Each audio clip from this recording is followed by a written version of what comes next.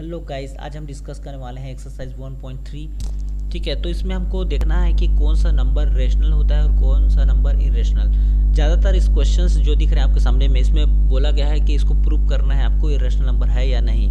ठीक है, मैंने ऑलरेडी आपको बता चुका है कि जो रेशनल नंबर होते हैं और इरेशनल नंबर क्या होते हैं, इनका डिफरेंस भी मैंने ऑलरेडी आपको बता चुका है। ठीक है, तो ये देखिए, मैं एक बार और बता देता हूँ जो रेशनल नंबर होते हैं वो क्या होते हैं। जो रेशनल नंबर होते हैं वे होते हैं p/q के फॉर्म में। फॉर एग्जांपल 1/2, ठीक है, 3/4, इस टाइप का जो नंबर्स होते हैं where q does not equal to 0, और नीचे में क्या होना चाहिए, 0 नहीं होना चाहिए। ठीक है, ऊपर में भले 0 हो, ऊपर में 0/1 हो सकता है, ठीक है, पर नीचे में 0 नहीं होना चाहिए। वो सब क्या होते हैं, रेशनल नंबर होते हैं। इरेशनल नंबर क्या होते हैं, इरेशनल नंबर अगर हम बात करें, इरेशनल नंबर, ठीक है, इरेशनल नंबर मैं बात करूं अगर, ठीक है, तो वो नंबर जो है p/q के फॉर्म में नहीं होते। ठीक है, इरेशनल नंबर जो है p/q के फॉर्म में नहीं होते। ठीक है, does not in the form p/q। और ये किस फॉर्म में होते हैं, इस टाइप के फॉर्म में, जैसे √2 हो गया, √3 हो गया, √5 हो गया, पाई हो गया, ठीक है, 0.001 ऐसा डॉट डॉट डॉट इस टाइप का चलते जाता है। तो ये जो नंबर्स होते हैं वो इरेशनल नंबर होते हैं। ठीक है, वेयर एज रेशनल नंबर जो होते हैं p/q के फॉर्म में होते हैं। ठीक है, अब इस क्वेश्चन जो देख रहे हो आप, फर्स्ट क्वेश्चन गिवन है, prove that √5 is irrational number. तो हमको इसको प्रूव करना है ना, तो प्रूव करने के लिए हमको सबसे पहले इसको एज्यूम करना पड़ता है कि जो है रेशनल नंबर है। उसके बाद इसको p/q के फॉर्म में या ab के फॉर्म में लिख के उसको हम लोग सॉल्व कर लेते हैं। तो देखिए, सबसे पहले मैं इसको सॉल्व करता हूँ। जो क्वेश्चन नंबर फर्स्ट है उसका मैं सॉल्यूशन यहाँ पे बताता हूँ आपको। सॉल्यूशन जो क्वेश्चन नंबर फर्स्ट है उसका हम करते जाते हैं इस पर। ठीक है, solution first, question number first का।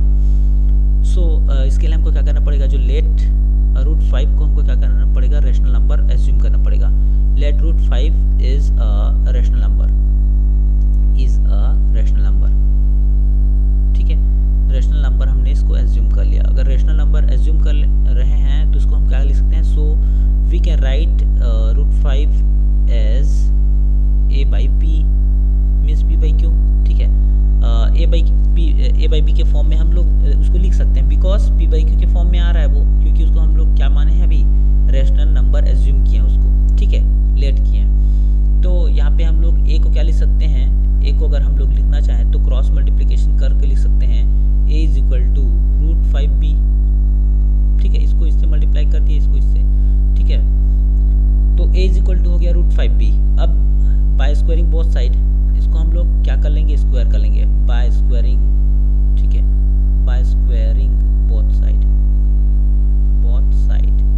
ठीक है, अब इसको बोथ साइड को स्क्वायर करके हम लोग क्या लिख सकते हैं, यहाँ पे बाय स्क्वायरिंग बोथ साइड हमने इसको कर लिया स्क्वायर, तो हो जाएगा a का स्क्वायर इज इक्वल टू जो √5 है ना उसका स्क्वायर करते हैं तो जो वैल्यू होती है वो 5 बन जाती है, और b का स्क्वायर ये है। अब यहाँ पे जैसे हम दिख पा रहा है, जिसको हम कह सकते हैं जो a है ना वो 5 से डिवाइड हो रहा है, बिकॉज a को हम लोग नीचे ला सकते हैं, क्योंकि जो मल्टीप्लिकेशन में है वो किस में चला जाता है, डिवीज़न में। तो हम इसको बोल सकते हैं जो therefore a square is divisible by 5। जो हम लोग लिखेंगे यहाँ पे बहुत सिंपल से स्टेटमेंट हम लिख सकते हैं यहाँ पे, अगर लिखना चाहें तो therefore a square is divisible by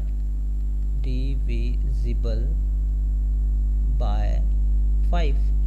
यहाँ पे हमको दिख रहा है जो a स्क्वायर है वो डिवाइड हो सकता है, ठीक है, बाय 5। एंड हम लोग अगर a स्क्वायर को डिवाइड कर सकते हैं 5 से, तो a को भी a is also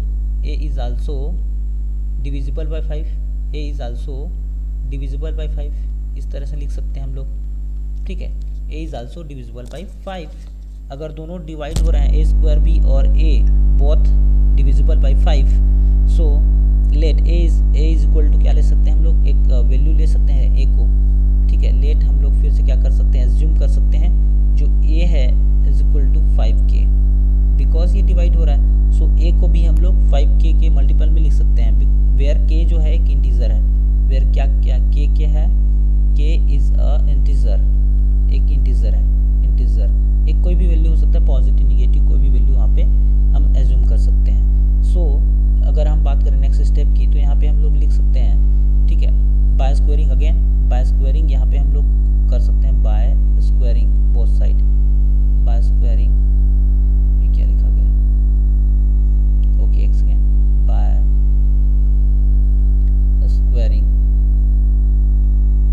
squaring both side we can write a square is equal to 5 का स्क्वायर, 5 का स्क्वायर कितना होता है 25, के का स्क्वायर के स्क्वायर। सो ऐसा हम लोग लिख सकते हैं उसको। अब ऐसा लिख लिए, उसके बाद हमको क्या करना पड़ेगा, जो वैल्यूज़ हैं उनको हमको सिंपल से मैनेज करना है, ठीक है। जैसे ए का जो स्क्वायर है उसकी वैल्यू कितनी है, ए का स्क्वायर की वैल्यू यहाँ पे हम लोग देख सकते हैं 5b स्क्वायर है, तो put the value of A square यहाँ पे, ठीक है, put A square is equal to 5b square. So यहाँ पे हम लोग वैल्यू पुट कर देंगे, तो ए स्क्वायर की जगह में क्या हो जाएगा, हमारा जो वैल्यू है वो 5b स्क्वायर, ठीक है, यहाँ पे 5 है, अच्छे से उसको लिख देता हूँ यहाँ, ठीक है, 5b square is equal to 25k square. इसको सॉल्व करते हैं, देखो ऊपर वाला जो है कट जाता है, 5 1 जा और ये 5 5 जा, ठीक है, तो b square is equal to 5k square. इसको आगे हम सॉल्व करते हैं तो हम पाते हैं कि जो b है ना वो b किससे डिवाइड हो रहा है, b है वो डिवाइड हो रहा है 5 से, because b is equal to 5k square. यहाँ पे 5 है इसलिए वो किससे डिवाइड हो जाएगा, 5 से डिवाइड हो जाएगा। So b is equal to 5k square, ठीक है। जो b है, b स्क्वायर अगर 5 से डिवाइड है होता है तो जो b है ना अकेला b, वो भी क्या हो जाएगा 5 से डिविजिबल हो जाएगा। यहाँ पे हम जैसे यहाँ पे स्टेटमेंट लिखे हैं कि जो a स्क्वायर है वो अगर 5 से डिवाइड हो रहा है, ठीक है, तो वो a जो है, a अकेला, a स्क्वायर अगर डिवाइड हो रहा है तो a भी डिवाइड हो जाएगा। वैसे ही यहाँ पे b स्क्वायर अगर 5 से डिवाइड है, b square if b square is divisible, if b square is divisible by 5, so b is also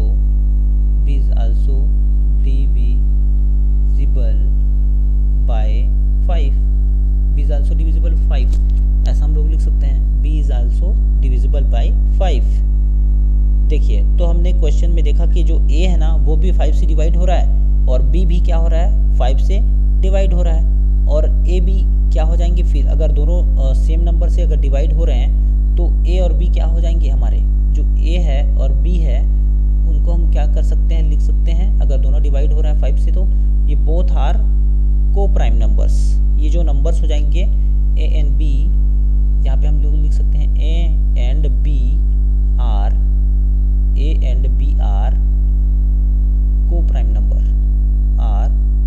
number, ऐसा हम लोग उसको लिख सकते हैं। बिकॉज अगर दोनों नंबर सेम नंबर से डिवाइड हो रहे हैं 5 5, दैट इज 5 5, सो उसको हम लोग लिख सकते हैं, ये जो a और b है ना वो को प्राइम नंबर है, और हैंस, ठीक है, हैंस हम लोग क्या लिख सकते हैं, √5, हैंस √5 इज, ठीक है, not, it can not B, ठीक है, √5 can not B expressed as p/q। √5 को हम p/q के फॉर्म में एक्सप्रेस्ड नहीं कर सकते क्योंकि ये दोनों को प्राइम नंबर आ रहे हैं और एग्जैक्ट नंबर से डिवाइड हो रहे हैं, ठीक है। सो ये p/q के फॉर्म में आ नहीं रहे हैं, ठीक है। So it is said to be that √5 is a irrational, ठीक है। तो p/q के फॉर्म में एक्सप्रेस नहीं कर सकते इसको, इसलिए क्या है, hence √5 can not be expressed as p/q, so √5 is a irrational, so √5 is a irrational number,